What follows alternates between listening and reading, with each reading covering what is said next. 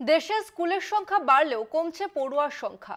নরেন্দ্র মোদী সরকার যখন ঘোষণা করেছে দেশের সব গ্রামে বিদ্যুৎ পৌঁছে গিয়েছে, তখনও দেখা যাচ্ছে দেশের একটা বড় সংখ্যক স্কুলে এখনো বিদ্যুৎ নেই। পানীয় জল এবং টয়লেটের ব্যবস্থাও নেই কয়েক হাজার স্কুলে।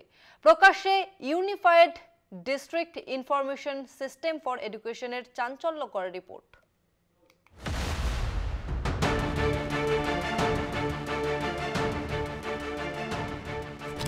কেন্দ্রীয় সরকারের শিক্ষা মন্ত্রক প্রকাশিত ইউডিআইএসির রিপোর্ট বলছে 2022-23 এবং 2023-24 সময়ের মধ্যে বেশ কিছু ক্লাসে পড়ুয়ার সংখ্যা কমে গিয়েছে এক বছরে।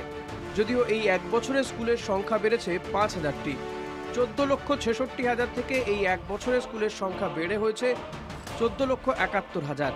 2022-2023-এ সব স্কুল মিলিয়ে পড়ুয়ার সংখ্যা ছিল মোট 251.7 মিলিয়ন। সেটা 2023-2024-এ কমে দাঁড়িয়েছে 248 মিলিয়ন। অর্থাৎ পড়ুয়া কমেছে 3.7 মিলিয়ন বা 1.47%। এই যে পড়ুয়া কমে যাওয়া, তার মধ্যেও কিন্তু ধরা পড়েছে সামাজিক চিত্র। যেমন ওবিসি পড়ুয়া কমেছে 25 লক্ষের বেশি, অন্যদিকে এসসি এবং এসটি পড়ুয়া কমেছে যথাক্রমে 12 লক্ষ এবং 2 লক্ষ। ওই একই সময়ে মুসলিম পড়ুয়া কমেছে 1 লক্ষের বেশি। সব ধরনের সংখ্যালঘু পড়ুয়াকে ধরলে সংখ্যাটা প্রায় 3 লক্ষ।